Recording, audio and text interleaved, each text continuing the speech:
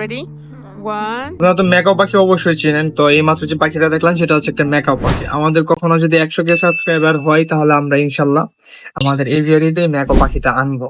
তো এখন হচ্ছে আপনাদের সাথে ইন্ট্রোডিউস করে দেবো এই পাখিটার বিষয়ে। এটা আমার অনেক পছন্দের একটা পাখি হচ্ছে ম্যাকাও পাখি, যেটা আমার মতো আরো অনেক মানুষেরই অনেক বেশি পছন্দের লিস্টে থাকে। এই পাখিগুলোর দাম অনেক বেশি হওয়ার কারণে নতুন ব্রিডাররা এই পাখিগুলো হচ্ছে নিতে পারে না। যারা হচ্ছে normally love bird, cockatiel, Baazigar পালে তারা এই পাখিগুলো কিনতে চায়, কিন্তু এগুলার দাম হচ্ছে অনেক বেশি হওয়ার কারণে তারা এগুলো হাতের নাগালে পায় না, এমনকি তারা কেনার সাহসও পায় না। কারণ প্রত্যেকটা পাখিরই ব্রিডিং এবং হচ্ছে তাদের চিকিৎসাগুলো একটু ভিন্ন রকম হয়ে থাকে। তো সবগুলা দিক বিচার বিবেচনা করে পাখিগুলো মানুষ হচ্ছে হাতে নিতে পারে না। যাদের একটু এক্সপিরিয়েন্স আছে বা তারা এক্সপিরিয়েন্স করতে পেরেছে তারা এগুলো হচ্ছে কালেক্ট করতে পারতেছে বা নিতে পারতেছে। তবে এইগুলো আমাদের দেশের তুলনায় বাহিরের কিছু কান্ট্রি আছে যেগুলো ইউরোপীয় কান্ট্রি, ওগুলোর মধ্যে অনেক বেশি পরিমাণে পাওয়া যায়, মুক্ত অবস্থায় থাকে, খুব ফ্রিডম ভাবে চলতে পারে। পাখিটা আপনার কাছে কেমন লাগছে তা অবশ্যই কমেন্ট করে জানাবেন।